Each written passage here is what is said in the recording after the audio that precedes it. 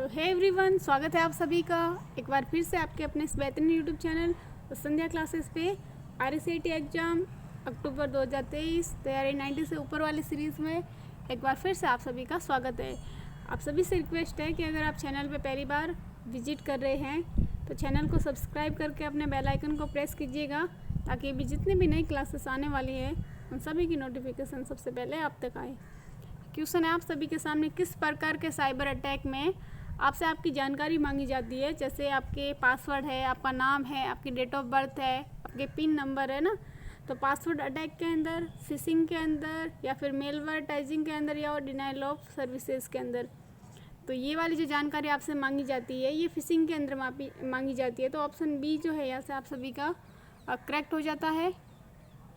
अगला क्वेश्चन है, यहाँ पे आपको पूछा गया है कि TDS का पूरा नाम क्या है। तो TDS का पूरा नाम होता है टैक्स डेडिकेटेड एट सोर्स, यानी कि ऑप्शन सी जो है यहाँ से आप सभी का बिल्कुल ही करेक्ट हो जाता है। नेक्स्ट क्वेश्चन है, नया पैन आवेदन करने के लिए कौन सा फॉर्म भरा जाता है। तो सबसे पहले जो ये पैन है इसका पूरा नाम आपसे पूछा जाएगा ना, दो तरह से आपसे पूछा जाएगा। देखो, अगर नेटवर्क के संदर्भ में पूछे तो आपको याद रखना है पर्सनल एरिया नेटवर्क, और पैन कार्ड के संदर्भ में पूछे तो आपको याद रखना है परमानेंट अकाउंट नंबर। और इसके लिए जो फॉर्म भरा जाता है ना आवेदन करने के लिए, तो वो फॉर्म भरा जाता है 49A। तो यहाँ से आपका ऑप्शन ए जो है बिल्कुल ही करेक्ट हो जाता है। नेक्स्ट क्वेश्चन है, हॉटस्पॉट के लिए किस कनेक्टिविटी की आवश्यकता होती है। तो हॉटस्पॉट के लिए वाईफाई की आवश्यकता होती है। वाईफाई का पूरा नाम पूछा जाए तो वायरलेस फिडेलिटी होता है। और किस प्रकार के नेटवर्क का एग्जाम्पल है, तो आपको याद रखना है WLAN का। ऐसे हो जाएगा WLAN का मतलब वायरलेस लोकल एरिया नेटवर्क। अगला क्वेश्चन है, नवीनतम एंड्रॉयड मोबाइल ऑपरेटिंग सिस्टम कौन सा है। तो आपके बुक के अकॉर्डिंग आपको याद रखना है नौगाट होता है। नेक्स्ट क्वेश्चन है, निम्न में से कौन से स्क्रीन जो है लॉक एंड्रॉयड डिवाइस पर उपलब्ध होते हैं। तो देखो सभी होते हैं, आपके पैटर्न भी लगा सकते हो, पिन भी लगा सकते हो, और पासवर्ड भी लगा सकते हो। तो उपरोक्त सभी यहाँ से आप सभी का बिल्कुल ही करेक्ट हो जाता है। नेक्स्ट क्वेश्चन है, निम्न में से कौन सा जो है मोबाइल ऑपरेटिंग सिस्टम नहीं है। ऑपरेटिंग सिस्टम आपके दो है ना, आपने पढ़े होंगे, एक मोबाइल होता है, एक कंप्यूटर ऑपरेटिंग सिस्टम। तो एंड्रॉयड है, iOS है, और विंडोज़ फ़ोन, ये तीनों आपके क्या होते हैं मोबाइल ऑपरेटिंग सिस्टम। जबकि जो आपको ऑप्शन दिखाई दे रहा है लिनक्स, ये क्या होता है आपका कंप्यूटर ऑपरेटिंग सिस्टम होता है ना। तो ऑप्शन सी जो है यहाँ से करेक्ट हो जाता है। अगला है GPS का पूरा नाम। तो देखो GPS का पूरा नाम यहाँ से हो जाएगा आपका global positioning system, option B. Next question है, आधार कार्ड में कितने अंक होते हैं ना। तो आधार कार्ड में देखो 12 अंक होते हैं। ऑप्शन ए आप सभी का यहाँ से बिल्कुल ही करेक्ट हो जाता है। और नेक्स्ट क्वेश्चन है, निम्न में से कौन सा ऐप जो है नागरिक मुद्दों को हल करने के लिए और समाधान प्रदान करने के लिए बनाया गया है। जन आधार, APDS, राजस्थान संपर्क, या उपरोक्त में से कोई नहीं। तो यहाँ से आपका हो जाएगा राजस्थान संपर्क। नेक्स्ट क्वेश्चन है, SSO का पूरा नाम। तो SSO का पूरा नाम यहाँ से हो जाएगा single sign on, option B जो है यहाँ से आप सभी का करेक्ट हो जाता है। और नेक्स्ट क्वेश्चन है, DBT का पूरा नाम इम्पोर्टेंट है ना, तो यहाँ से हो जाएगा आपका डायरेक्ट बेनिफिट ट्रांसफ़र, यानी कि ऑप्शन ए जो है यहाँ से आपका करेक्ट हो जाता है।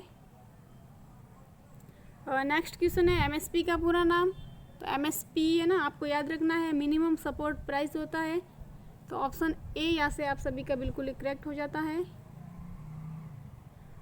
नेक्स्ट क्वेश्चन है कि आयुष्मान भारत महात्मा गांधी राजस्थान स्वास्थ्य बीमा योजना जो है इसको लागू कब किया गया था राजस्थान में।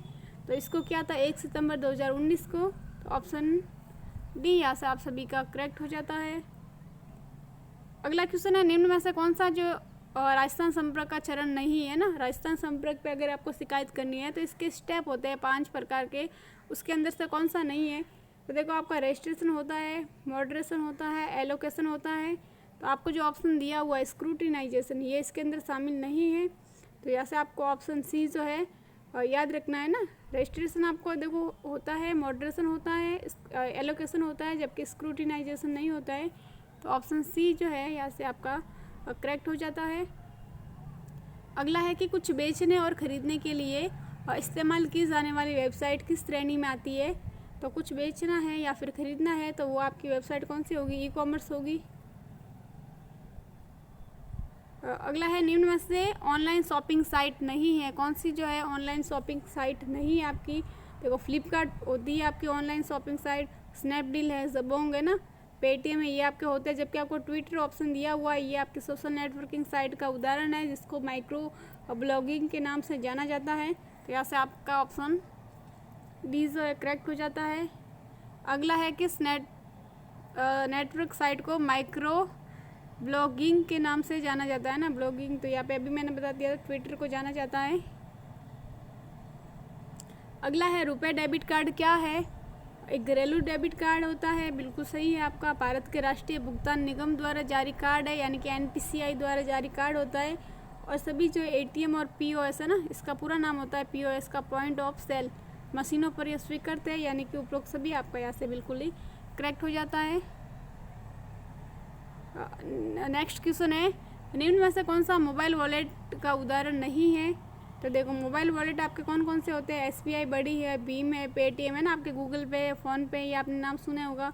ये आपके मोबाइल वॉलेट के एग्जांपल है। जबकि आपको क्रेडिट कार्ड दिया हुआ है, ये आपका मोबाइल वॉलेट नहीं होता है। तो यहाँ से आपका ऑप्शन डी जो है बिल्कुल ही करेक्ट हो जाता है।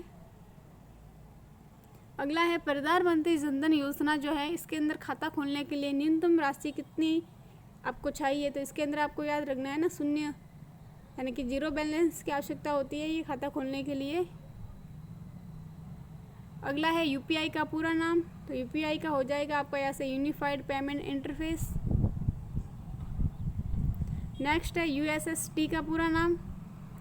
तो यूएसएसडी का पूरा नाम आपको याद रखना है unstructured supplementary service data. Option A यहाँ से आप सभी का करेक्ट हो जाता है। नेक्स्ट क्वेश्चन है एक इलेक्ट्रॉनिक उपकरण है जिसका इस्तेमाल खुदरा स्थानों पर कार्ड भुगतान प्रक्रिया में किया जाता है। Credit card, debit card, POS machine या फिर उपरोक्त में से कोई नहीं। तो एक इलेक्ट्रॉनिक उपकरण है ना जिसका इस्तेमाल जो है खुदरा स्थानों पर कार्ड भुगतान प्रक्रिया में किया जाता है, तो वो आपका होता है पीओएस, यानी कि ये मशीन है पॉइंट ऑफ सेल इसका पूरा नाम है। अगला है एक उपयोगकर्ता को इंटरनेट तक पहुंचने के लिए निम्न में से किसकी आवश्यकता होती है? अगर आपको इंटरनेट चलाना है ना तो मॉडेम की आवश्यकता होगी, इंटरनेट सेवा है, वेब ब्राउज़र है, तो इन सभी की आवश्यकता होती है। तो आप लोग सभी ऐसे आपका करेक्ट हो जाता है। अगला है निम्न में से सर्च इंजन का उदाहरण है पेटीएम, गूगल, राउटर या फिर फ्लिपकार्ट। तो ऐसा आपका गूगल हो जाएगा सर्च इंजन, गूगल है, बिंग है, याहू है। अगला है एक खाली जगह उस डिस्क पर नामित स्थान है जहाँ पे फाइलों को संग्रहित किया जाता है। तो बहुत सारी फाइलों को आप एक जगह रख सकते हो, उसको बोला जाता है फोल्डर। अगर आपसे फाइल और फोल्डर में अंतर पूछे ना तो फाइल तो क्या होता है, डेटा का कलेक्शन फाइल कहलाता है, जबकि बहुत सारी फाइलों को एक जगह आप रखते हैं वो वाला स्थान आपका फोल्डर कहलाता है। नेक्स्ट क्वेश्चन है जब आप एक स्थान से दूसरे स्थान पर डायरेक्टरी ले जाते हैं ना, डायरेक्टरी का मतलब यहाँ पे आपका फोल्डर से है, यानी कि जब फोल्डर को आप एक स्थान से दूसरे स्थान पर लेके जाते हैं तो क्या होता है, तो निर्देशिका के अंदर की सभी फाइलों को स्थानांतरित किया जाता है। आप अगर एक फोल्डर को ट्रांसफ़र कर रहे हैं तो उसके अंदर जो भी फाइल होगी वो भी आपकी ट्रांसफ़र होती है ना, तो ये वाला आपका सही है। उस निर्देशिका के अंदर सभी उप निर्देशिका चले गए हैं, यानी कि जो भी उस फोल्डर के अंदर सब फोल्डर होते हैं वो भी उसके अंदर चले जाते हैं। तो आपका ऑप्शन डी यानी कि ऑप्शन ए और ऑप्शन बी आपका यहाँ से दोनों आपके सही हो जाते हैं। अगला है निम्न में से कौन सा जो है कौन से विंडोज़ में प्रारंभ बटन नहीं था? प्रारंभ बटन का मतलब स्टार्ट बटन नहीं था। तो विंडोज़ विस्टा, विंडोज़ 8 या फिर विंडोज़ 10 या उपरोक्त में से कोई नहीं।